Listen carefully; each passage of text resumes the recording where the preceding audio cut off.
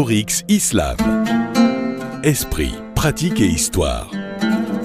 Avec Shawki Lazar et Khaled Al-Joumaili sur Oryx FM.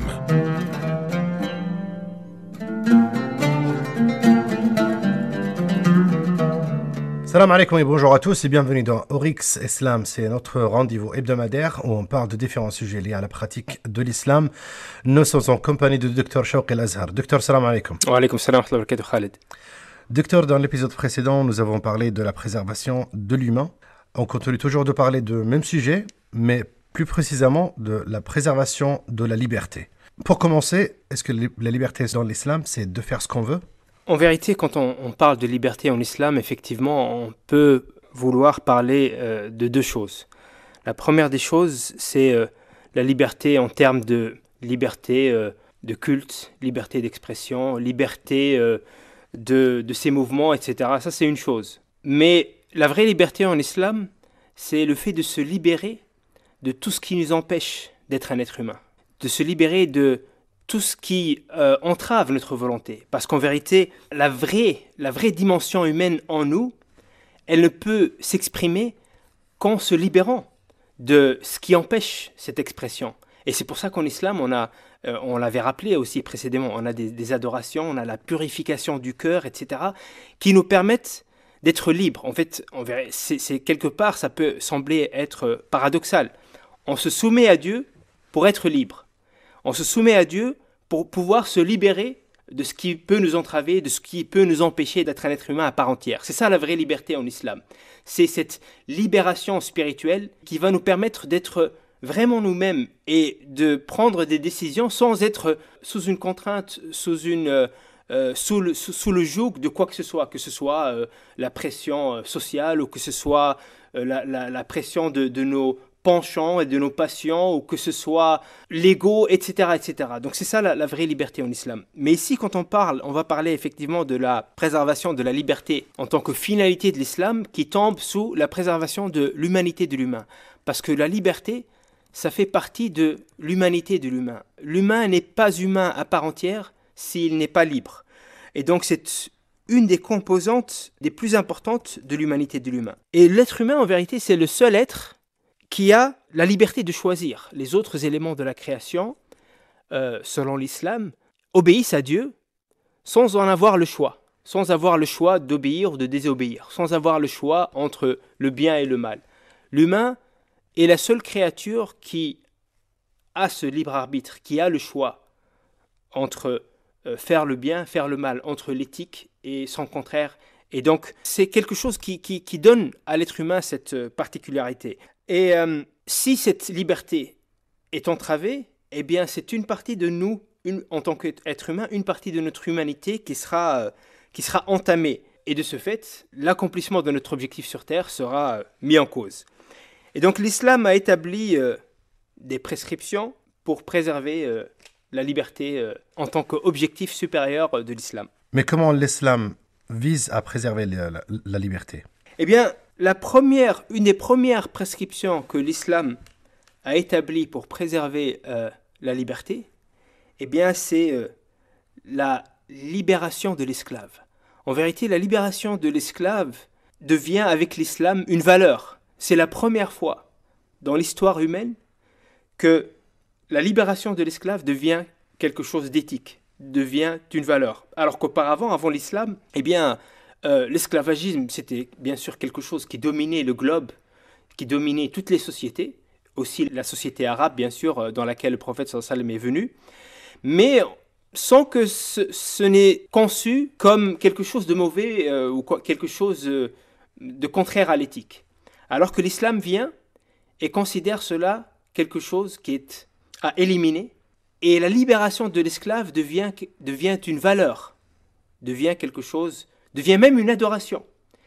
Et un des premiers versets qui est révélé à la Mecque, parmi les versets mécois, c'est le verset où Allah subhanahu wa ta'ala dit « وَمَا أَدْرَاكَ مَا الْعَقَبَةِ فَكُّ رَقَبَةٍ » Qu'en sais-tu de ce que c'est l'obstacle, al-aqaba ? L'obstacle donc entre toi et Dieu, l'obstacle entre toi et l'accomplissement de ta mission sur terre, c'est quoi ? Et après Allah subhanahu wa ta'ala dit en tant que premier obstacle « فَكُّ رَقَبَةٍ » c'est la libération de l'esclave. Donc ici, avec l'islam, la libération de l'esclave devient une valeur, devient quelque chose d'éthique, devient même une adoration. Et on voit ça dans plusieurs prescriptions. Par exemple, dans les kafarat. Les kafarat, c'est les expiations, les choses qu'on fait pour expier une erreur ou un péché, comme par exemple quelqu'un qui tue quelqu'un par accident. Quelqu'un qui tue quelqu'un accidentellement, eh bien, l'expiation, le kafara, c'est fakku raqaba. Donc, c'est tahriru raqaba, c'est la libération de l'esclave. Ou quelqu'un qui a un rapport avec son épouse pendant le mois du Ramadan, l'expiation, c'est la libération de l'esclave. Quelqu'un qui jure par Dieu et ne tient pas son serment, libère un esclave. Quelqu'un qui jure sur son épouse ou vice-versa, eh bien, il libère un esclave, etc. Ça devient une expiation. Mais ça devient aussi une adoration. Par exemple, la zakat. Dans la zakat, dans les 8 catégories de ceux qui ont droit à la zakat, il y a la catégorie de la libération de l'esclave. Wa fir riqab. Donc la zakat, qui est l'aumône légale en islam, eh bien, un des ayants droit à la zakat devient aussi l'esclave, la libération de l'esclave. Ou bien il y a aussi la notion de al-mukataba en islam, qui est encouragée par l'islam. Al-mukataba, ça veut dire que eh bien, l'esclave, il peut se libérer lui-même en signant un contrat avec son maître pour se libérer lui-même, et c'est quelque chose qui a été encouragé aussi par l'islam. Ou bien, tout simplement, celui qui veut se rapprocher de Dieu. Celui qui veut se rapprocher de Dieu, eh bien, il peut libérer un esclave en tant qu'adoration. Donc on voit ici que l'islam est venu avec tout un dispositif de prescription qui vont permettre d'ouvrir toutes les voies à la libération de l'esclave. Donc ici, l'islam encourage à libérer les esclaves, mais est-ce que l'islam l'autorise en même temps? Eh bien, c'est une bonne question, parce que on pourrait croire que l'islam a autorisé l'esclavagisme, puisqu'effectivement, il n'y a pas dans le Coran ou dans la Sunna une injonction, une injonction directe en disant, qui dit que c'est haram d'avoir un esclave. Il n'y a pas ça dans le Coran ni dans la Sunna qui dit que c'est interdit d'avoir un esclave. Or, donc la question qui se pose, est-ce que on peut dire que l'esclavagisme c'est interdit par l'islam? En vérité, il faut savoir une chose. À l'époque du prophète sallallahu alayhi wa sallam, à l'époque donc des premiers musulmans, il y avait donc cette réalité globale qui existait, qui dominait le monde. Et donc l'islam, c'est une religion aussi réaliste. Elle ne pouvait pas en une seule fois éliminer cette réalité qui dominait en fait l'économie, qui dominait la société, qui faisait partie de l'ordre social. Et c'est pour ça que j'ai dit que l'islam est venu avec une pédagogie pour se débarrasser de l'esclavagisme. Donc toutes les voies qui peuvent ramener à l'esclavagisme ont été fermées. Donc c'est interdit de prendre des esclaves. C'est interdit même de se vendre soi-même en tant qu'esclave. Délibérément de dire je deviens esclave, c'était interdit. Et en même temps, donc toutes les voies vers l'esclavagisme ont été fermées par l'islam, et toutes les voies qui vont nous sortir de l'esclavagisme ont été ouvertes, comme on l'a vu. C'est devenu une adoration pour les expiations, etc., etc. Donc, est-ce qu'on peut dire que l'esclavagisme c'est interdit en islam? Pour comprendre cela, il faut comprendre la chose suivante. C'est que, et là je fais référence à l'imam Shatibi. L'imam Shatibi, il dit que à l'époque de la révélation, il n'y avait pas 5 prescriptions, al-ahkam al-khamsa. Il y en avait 6. Donc pour nos auditeurs qui ne savent peut-être pas c'est quoi les 5 prescriptions, donc c'est les 5 prescriptions dans la jurisprudence musulmane, c'est le halal, ce qui est autorisé, le haram, ce qui est interdit, le makruh, ce qui est déconseillé, le mustahab, ce qui est conseillé, ou le wajib ou le fard, ce qui est obligatoire. Donc ici, on a 5 prescriptions. L'imam Shatibi nous dit qu'à l'époque de la révélation, il n'y en avait pas 5, il y en avait 6. Et le sixième, c'était quoi? C'est al-afu. Al-afu. C'est une notion qu'on trouve dans le Coran et dans la Sunna. La notion de l'afu. لا تسألوا عن أشياء إن تبدى لكم تسؤكم وإن تسألوا عنها حين ينزل القرآن تبدى لكم عفى الله عنها. عفى الله عنها. Et dans le hadith, وما سكت عنه فهو عفو. Donc la notion de afu, c'est quoi? C'est un statut qui, donc comme l'explique Shatibi, c'est ni halal, ni autorisé, ni haram, ni interdit, ni recommandé, ni déconseillé, ni obligatoire. C'est un statut qui n'a, en fait, c'est une situation qui n'a pas de statut. Ce n'est pas halal, pas haram, pas obligatoire, pas recommandé, etc. Sans commentaire. Voilà, ça n'a pas de statut. Et donc, c'est des choses qui existaient à l'époque du prophète sallam, sur lesquelles l'islam, la révélation ne s'est pas exprimée. La révélation n'a rien dit. Alors que ça existait, c'était là. Et le prophète, il a dit, فَلَا تَسْأَلُوا عَنْهَا. Ne demandez pas à savoir des choses. Et le Coran l'a dit aussi. إِن تَسْأَلُوا عَنْهَا حِينَ تُبْدَ لَكُمْ عَفَى اللَّهُ عَنْهَا. Donc le Coran aussi a dit, ne demandez pas à savoir ces choses-là. Pourquoi ? Parce que l'islam a volontairement voulu que ces choses-là n'ont pas de statut légal. Pourquoi ? Parce qu'à l'époque de la révélation, comme ça, ces choses-là, eh bien, l'islam ne va pas les intégrer dans son système de référence, dans son cadre de référence, mais après la révélation, eh bien, ces choses-là ne sont pas considérées en tant qu'islamiques. Ici, l'esclavagisme est un exemple de cela.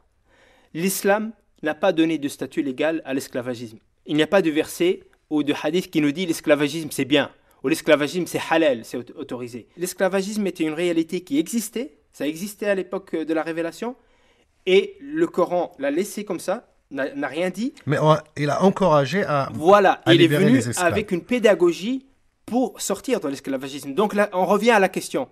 Est-ce qu'on peut dire aujourd'hui que l'esclavagisme c'est haram ? On peut le dire. On peut le dire pourquoi ? Parce que on voit que l'islam a encouragé à se débarrasser de l'esclavagisme et à considérer la libération de l'esclave en tant que quelque chose d'éthique. Et donc, c'est un objectif de l'islam de sortir de l'esclavagisme. Et même si à l'époque du prophète sallam, c'était halal, mais halal dans quel sens ? Parce que les savants de Usul Fiqh, ils font une distinction entre l'ibaha al-asliya ou l'ibaha al-shar'iyya. L'ibaha al-asliya, c'est quelque chose qui relève du afu. C'est-à-dire que c'est quelque chose qui est halal par défaut, pas par l'islam, par défaut. L'islam l'a laissé comme ça. Comme par exemple l'alcool. Quand l'islam est venu, pendant des années, plusieurs musulmans buvaient de l'alcool. C'est rapporté dans plusieurs hadiths. L'interdiction est venue à plusieurs étapes. Voilà, dans plusieurs étapes en Médine. Mais la question ici, est-ce que avant que l'interdiction ne vienne, est-ce que c'était halal de boire ? Non, c'était pas halal. Parce que le Coran n'a jamais dit halal. Le prophète sallam n'a jamais dit halal. C'était afu. Mais c'était pas, en même temps, c'était pas haram. C'était pas haram, c'était pas halal. C'était afu. C'est-à-dire que l'islam ne s'est pas exprimé. Et donc ça c'est un exemple. Mais l'esclavagisme, c'est un exemple aussi de cela. Malgré tout ça, on voit toujours les traces de l'esclavagisme. Surtout ici à Meshereb, par exemple. Il y a la maison d'esclavagisme, ici, juste à côté, ici, au Qatar. La maison de la liberté des esclaves. Oui, j'ai visité le musée de l'esclavagisme à Meshereb. Donc, jusqu'au récemment, l'esclavagisme, c'était toujours là. Donc, comment l'esclavagisme a pu continuer jusqu'à très récemment ? C'est une bonne question. Donc ici, la question effectivement que vous posez, c'est l'islam est venu avec cette pédagogie pour libérer l'humain et l'humanité de l'esclavagisme. Et malgré ça, les musulmans ont continué à perpétuer cette pratique jusqu'à l'histoire récente, en fait, et même contemporaine. C'est une question qui se pose. Mais le problème ici, c'est que les musulmans, après la révélation, n'ont pas continué dans cette direction-là. Cette pédagogie avec laquelle l'islam est venu n'a pas été menée jusqu'au bout de ses ambitions et de ses objectifs. C'est ça le problème. C'est que l'islam vient avec un idéal. Et malheureusement, dans l'histoire, on voit que souvent, les idéaux ne sont pas toujours réalisés. Et ça, c'est pas seulement dans la question de l'esclavagisme que c'est vrai, c'est dans plusieurs questions. Par exemple, la question de la politique. Et le prophète sallallahu alayhi wa sallam, il a dit Tunqadu ura al-islami urwatan urwa. Donc les fils de l'islam vont être dénoués, vont être défaits un par un. Le premier fil qui va être rompu, c'est le hukm, c'est sur le plan politique. Et le dernier, c'est la prière. Donc ici, on l'a vu déjà, l'islam est venu avec un idéal, aussi sur le plan politique, avec des principes. Pas avec bien sûr avec un système prêt à l'emploi, mais avec des principes. Mais on a vu très tôt dans l'histoire musulmane aussi que ces principes, très vite, n'ont plus été respectés et on a abouti avec une dynastie plus ou moins tyrannique. Donc les idéaux de l'islam n'ont pas toujours été effectivement respectée et était amenée à bien malheureusement. Juste très brièvement avant qu'on termine, est-ce qu'il y a d'autres prescriptions en islam pour préserver la liberté? Oui, il y a bien sûr plusieurs autres prescriptions en islam qui viennent préserver la liberté. L'islam, comme on l'a dit, a fermé toutes les issues à l'esclavagisme, mais au-delà de cela, il y a aussi la liberté de culte. Par exemple, le Coran nous dit, Allah subhanahu wa ta'ala nous dit, La ikraha fi din. Nul, il n'y a aucune forme de contrainte en religion. En arabe, lam nafiya, dakhila ala nakira. Donc ici, on a un lam qui vient avant un nakira, donc avant un nom indéfini. Donc ça veut dire nafiya al-jins. Ici, elle devient lam nafiya al-jins. Ça veut dire il n'y a aucune sorte, il n'y a aucune forme de contrainte en religion. Donc, il y a de ce fait une liberté de culte qui est garantie par l'islam. Et donc ça, c'est aussi quelque chose qui relève des objectifs de la préservation de la liberté. Il y a aussi la liberté de penser. Et on voit dans le Coran plusieurs versets qui nous relatent des dires des polythéistes, des non-musulmans, etc. sur les musulmans. Ils disent ceci, ils disent cela.